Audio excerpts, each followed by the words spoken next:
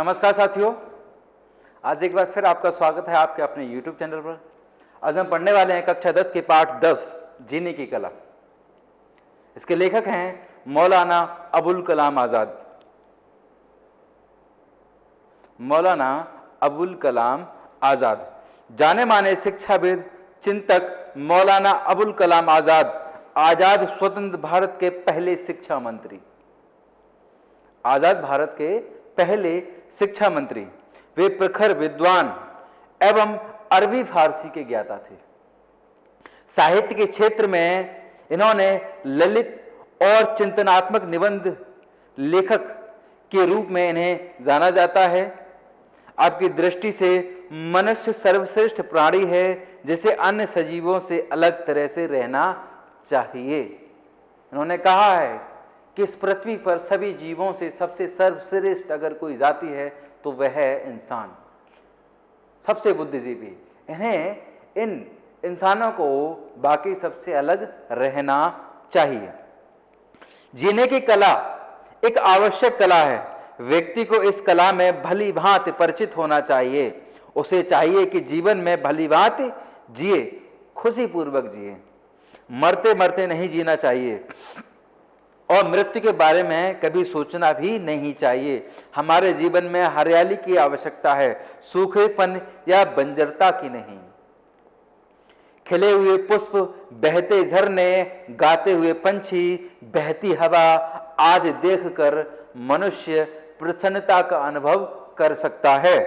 वस्तुतः हमारे धर्म, दर्शन, आध्यात्म के गहन दर्शन ने मनुष्य की अनावश्यक, गंभीर और कृत्रिम बना दिया है। उसे सहज नहीं रहने दिया। जीवन का लक्ष्य आनंद की प्राप्ति करना होता है, जिसे सिद्ध करने में ही लगे रहना चाहिए। जीने की कला पाठ में मौलाना अबुल कलाम आज़ाद ने एक कला बताई है। जीने की एक कला बताई है जिस पर चलकर व्यक्ति अपने जीवन को खुशी पूर्वक रह सकता है। वह कला क्या है? खुश रहने की कला। हर परिस्थिति में खुश रहने की कला। तो चलिए पाठ देखते हैं। लिखते हैं कि लोग सदा इस खोज में रहते हैं कि जीवन को बड़े बड़े कामों के लिए लेना चाहिए। मतलब जीवन में बड़े बड़े कार्य करना चाहिए, मगर वे यह नहीं जानते कि यहाँ सबसे बड़ा काम खुद जीवन है। सबसे बड़ा काम क्या है? खुद जीवन है। जीवन ही सबसे बड़ा कार्य है, अर्थात जीवन को हंसी खुशी काट देना ही सबसे बड़ा कार्य है। यहाँ इससे ज्यादा सरल कोई काम नहीं है कि मर जाइए, और इससे ज्यादा विकट काम नहीं है कि जीते रहिए। सबसे आसान काम क्या है? मर जाना। सबसे कठिन कार्य क्या है? जीते रहना, खुशी खुशी जीना। ये इस जीवन का उद्देश्य होना चाहिए। जिसने यह मुश्किल हल कर ली उसने जीवन की सबसे बड़ी गुत्थी सुलझा ली। जिसने यह मुश्किल हल कर ली। कौन सी मुश्किल? जीवन को खुशी पूर्वक जीना। जीवन में लोगों के जीवन में बहुत कष्ट आते हैं, बहुत दुखों का अंबार भी लोगों के जीवन में टूटता है, परंतु लेखक कहते हैं कि हमें हमेशा खुश रहना चाहिए। अपने परेशानियों का अंबार को, जो परेशानियां आई हैं, उन्हें लेकर नहीं बैठना चाहिए। उन्हें समस्याओं को हल करना चाहिए सकारात्मक दृष्टि के साथ। आगे देखते हैं। कहते हैं, मेरा ख्याल है कि प्राचीन चीनियों ने जीवन की समस्या को ठीक समझा है। एक नंबर में प्रश्न आता है कि किसने जीवन की समस्या को ठीक समझा है? उसका उत्तर है चीनियों ने जीवन की समस्या को ठीक समझा है। एक प्राचीन चीनी वाक्य में पूछा गया है कि दुनिया में सबसे बुद्धिमान व्यक्ति कौन है? यह भी एक प्रश्न है, एक नंबर का प्रश्न है। दुनिया में सबसे बुद्धिमान व्यक्ति कौन है? फिर उसका उत्तर होगा जो सबसे ज्यादा खुश रहता है वह व्यक्ति सबसे ज्यादा क्या है? वह व्यक्ति सबसे ज्यादा महान है, सबसे ज्यादा बुद्धिजीवी है। हमें इसमें हम चीनियों का जीवन संबंधी दृष्टिकोण समझ सकते हैं। चीनी जिन्होंने हर संभव प्रयास किया है खुश रहने का, उन्होंने खुशी को ही अपने जीवन का लक्ष्य बनाया है। ज्यादा फिक्र करना, किसी चीज की ज्यादा परवाह करना, उस परवाह के चलते किसी कार्य की ज्यादा परेशानियों को मोल लेना, इन सब के ऊपर उन्होंने रखा है खुशी पूर्वक जीवन को व्यतीत करना।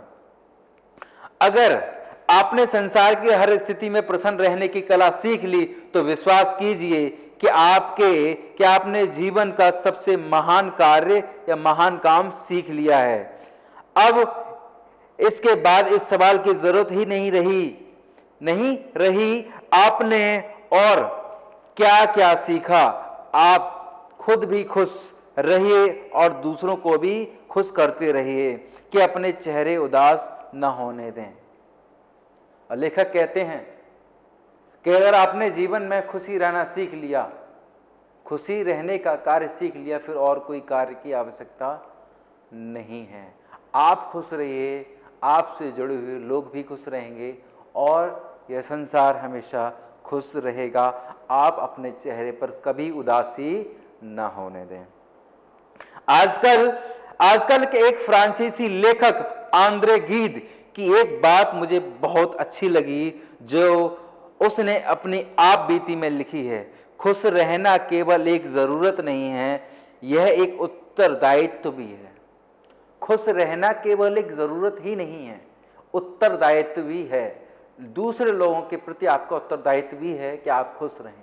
कैसे उत्तरदायित्व क्यों है ये? चलो आपकी जरूरत मैं मान सकता हूं कि आपकी जरूरत है कि आप खुश रहिए। आप खुश रहेंगे, आप अपने सभी कार्य अच्छे से करेंगे। बच्चे पढ़ाई करते हैं, खुश होकर पढ़ाई कीजिए, आपकी पढ़ाई बहुत अच्छी होगी। कोई व्यापारी है, खुशी खुशी अपना कार्य करता है, बहुत अच्छे से कर लेगा। निराश होकर कोई भी कार्य करना सफल नहीं बनाता। तो ये उत्तरदायित्व कैसे हो सकता है? फर्ज कीजिए आप खुशी खुशी आप कोई कार्य करते हैं, तो आप तो अपना कार्य तो अच्छा कर रहे हैं, अपना जीवन तो सुधार रहे हैं। साथ में आपसे जुड़े अन्य व्यक्ति आपके चेहरे पर जब मुस्कुराहट देखेंगे, आप खुश होंगे तो उन्हें भी प्रसन्नता होगी और वे भी खुश रहेंगे, वे भी आपसे खुश रहना सीखेंगे। मतलब तो उनकी क्या बात लिखी थी? आंद्रे गीद की आप बीती में एक वाक्य लिखा था कि खुश रहना केवल एक जरूरत नहीं है, यह एक उत्तरदायित्व भी है।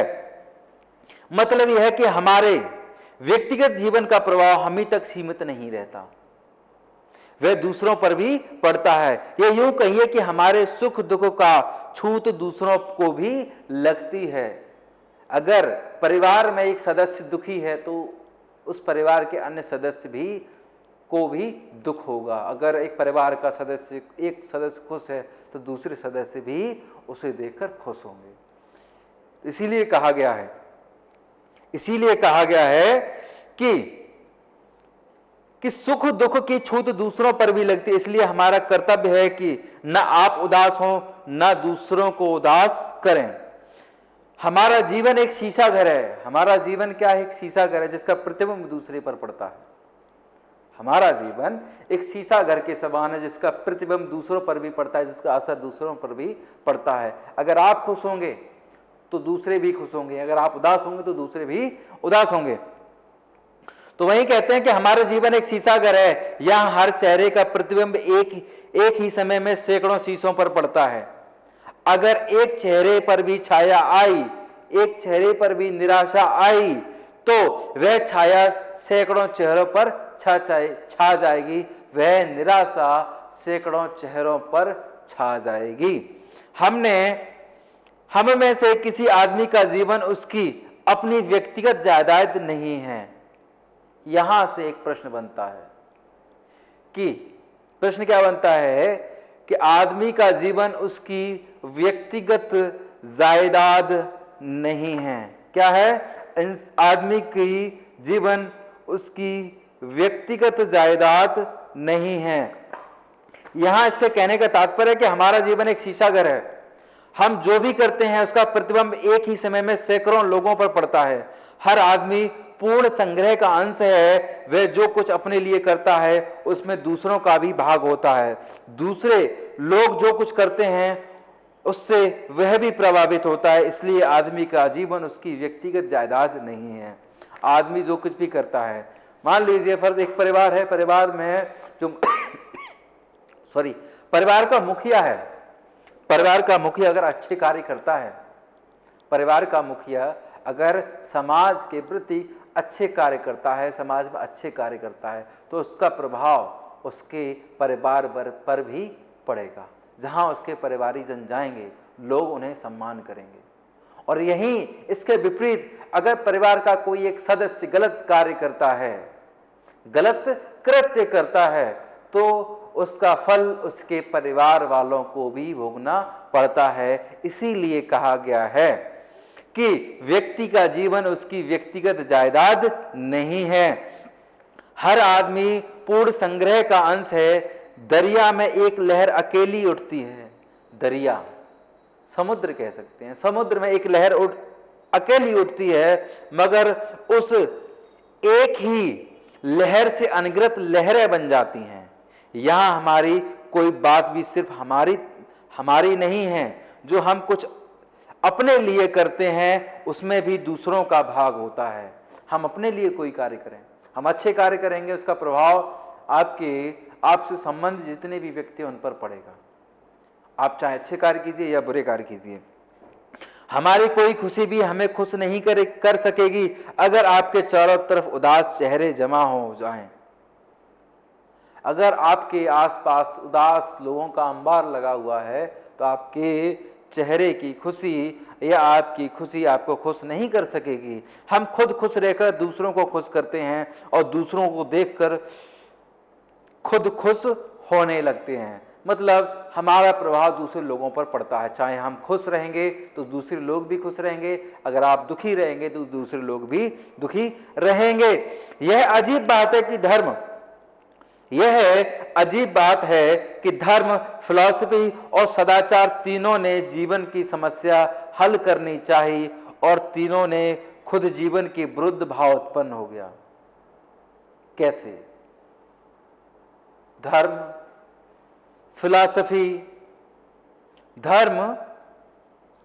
फिलॉसफी और सदाचार तीनों ने जीवन की समस्या को हल करने की सोची, परंतु हुआ क्या? जीवन के विरुद्ध भाव ही उत्पन्न हो गया। कैसे? वो ऐसे क्योंकि सदाचार पढ़ेंगे, इसलिए लोग समझते हैं कि कोई आदमी जितना ज्यादा बुझा दिल और सूखा चेहरा लेकर फिरे वह उतना ही ज्यादा धार्मिक, फिलॉसफर और सदाचारी होता है। मानो ज्ञान और पवित्रता दोनों के लिए दुख का जीवन अनिवार्य हो गया है। मानो ज्ञान और पवित्रता के लिए दुख का जीवन अनिवार्य हो गया है। यह माना कि जिन गुत्थियों को दुनिया सैकड़ों वर्षों में सोच विचार कर भी नहीं सुलझा सकी, आज हम इन्हें हंसी ठट्टे के साथ 4 शब्दों में हल नहीं कर सकते। मगर यह तो मानना पड़ेगा कि यहाँ सत्य की ओर से आंखें बंद नहीं की जा सकती। एक भक्त, एक साधु, एक फिलॉसफर सूखा चेहरा बनाकर हम उस चित्र पर नहीं खप सकते जो प्रकृति के विश्वकर्मा हाथों में यहाँ खींच दिया है। कहने का तात्पर्य है कि एक फिलॉसफर, एक धार्मिक व्यक्ति, एक फिलॉसफर और एक धार्मिक व्यक्ति या एक सदाचारी व्यक्ति, इनके जीवन में ज्यादा खुशियां नहीं होती। क्यों? इसका रीजन बताते हुए लेखक कहते हैं, लेखक ने क्या कहा है? लेखक कहते हैं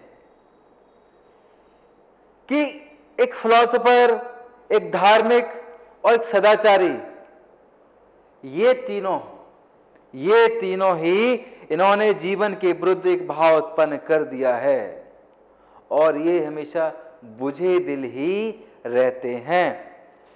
मगर यह मानना पड़ेगा कि जहां सत्य की ओर आंखें बंद नहीं की जा सकती, एक भक्त, एक साधु, एक फिलोसफर, एक सूखा चेहरा बनाकर हम उस चित्र में नहीं खप सकते जो प्रकृति के विश्वकर्मा हाथों ने यहां खींच दिया है। हमें सुंदरता, खूबसूरती हमारे आसपास ही मिलती है, जिनकी वजह से हमारे मन को प्रसन्नता हो सकती है। लेकिन क्या ऐसा होता है? एक फिलोसफर जो कि हमेशा शब्दों में उलझा रहता है, हमेशा भावनाओं में उलझा रहता है, क्या वह खुश रह सकता है? एक धार्मिक व्यक्ति जो हमेशा पूजा पाठ में लगा रहता है, जो हमेशा पूजा पाठ में लगा रहता है, मान सकते हैं कि एक धार्मिक व्यक्ति सकारात्मक होता है। ये माना जा सकता है कि एक धार्मिक व्यक्ति सकारात्मक हो तो सकता है, परंतु वह जीवन की कठिनाइयों को सकारात्मक तरीके से समाधान भी कर सकता है,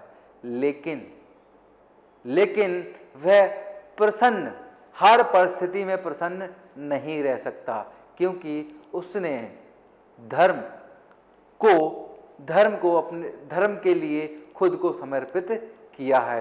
या यूं कहें, उसके जीवन में खुशियां ज्यादा नहीं रह सकती। मेन यहाँ मुख्य भाव खुश होने का है। इस पाठ के माध्यम से बताया गया है कि जीवन की सबसे बड़ी कला खुश रहना ही है। जिस चित्र में सूरज, और कहते हैं, अब विश्वकर्मा ने कैसा चित्र बनाया है? विश्वकर्मा जिन्होंने सृष्टि का निर्माण किया, जिन्होंने इस सृष्टि को बनाया, जिस चित्र में सूरज का चमकता हुआ मस्तक, चांद का हंसता हुआ चेहरा, तारों की झलमलाती हुई आंखें, पेड़ों का नृत्य, पक्षियों का संगीत, बहते हुए पानी की तरंगें, खिलते हुए फूलों की बहारें अपनी शोभा दिखा रही हैं। ये प्रकृति जब इतनी खूबसूरत है, वहां हम एक बुझे दिल और सूखे हुए चेहरे के साथ स्थान नहीं पा सकते। यहां हमारा स्थान नहीं है। जहां इतना खूबसूरत नज़ारा है, इतनी खूबसूरत चीजें हैं, वहां हम बुझे दिल के साथ कैसे रह सकते हैं? प्रकृति की इस रूप सभा में तो वही जीवन सज सकता है जो अपने वक्ष में दमकता हुआ, अपने सीने में दमकता हुआ, चमकता हुआ, खिलखिलाता हुआ दिल और चेहरे पर चमकती हुई आंखें रखता हो। वही इस जीवन को सज सकता है, वही अपने जीवन को सजा सकता है, जो चांदनी में चांद की तरह निखर कर, और कहते हैं कि जो चांदनी में चांद की तरह निखर कर, तारों की छांव में तारों की तरह चमक कर, फूलों की क्यारी में फूलों की तरह खिलकर अपना स्थान ले सकता है। वही व्यक्ति अपने जीवन को सफल बना सकता है, वही व्यक्ति इस प्रकृति के साथ रह सकता है, वही व्यक्ति इस जीवन में सुखमय जीवन जी सकता है। अगर बात करते हैं, जैसा कि पाठ में आया था कि खुश रहना केवल एक जरूरत नहीं है, नैतिक उत्तरदायित्व भी है। मैंने बताया था आपको, नैतिक उत्तरदायित्व कब बन जाता है?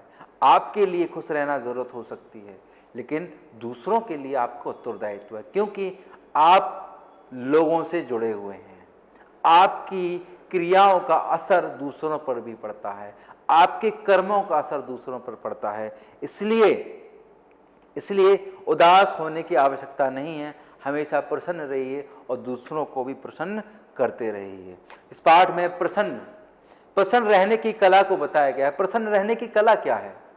प्रसन्न रहने की कला क्या है? जीवन का उद्देश्य आनंद प्राप्त करना है। जीवन का उद्देश्य आनंद को प्राप्त करना है। इसके लिए प्रसन्न रहना बहुत जरूरी है। खिले हुए सुंदर फूल, बहते हुए झरने, गाते हुए पंछी, पेड़ों का नृत्य, टिमटिमाते हुए तारे, चांद के हंसते चेहरे और चमकते सूरज आदि को देखकर हमें प्रसन्नता होनी चाहिए। इन चीज़ों को देखकर हमें प्रसन्न होना चाहिए। प्रसन्न रहने के लिए इनका अवलोकन करना चाहिए और हमेशा हमें खुशी मिलने के लिए, आपने देखा है कई लोग प्रकृति प्रेमी होते हैं, उन्हें प्रकृति का सौंदर्य मन को बहुत भाता है। कुछ लोग जीव प्रेमी होते हैं, कुछ लोग जीवों से इतना उनका लगाव होता है, वह उन्हीं में अपनी खुशी ढूंढते हैं। तो मन को ऐसा बनाइए कि आपकी प्रकृति की हर चीज़ आपको सुंदर दिखाई दे। जब आप सुंदरता देखेंगे तो आपके मन में भी सुंदरता होगी, और जब आपके मन में सुंदरता होगी तो आप हमेशा प्रसन्न रहेंगे, और आपके सहारे आपसे जुड़े हुए लोग भी हमेशा प्रसन्न रहेंगे। चलिए, इन पंक्तियों के साथ मैं अपने वक्तव्य को समाप्त करता हूं। पाठ यहीं समाप्त होता है। धन्यवाद।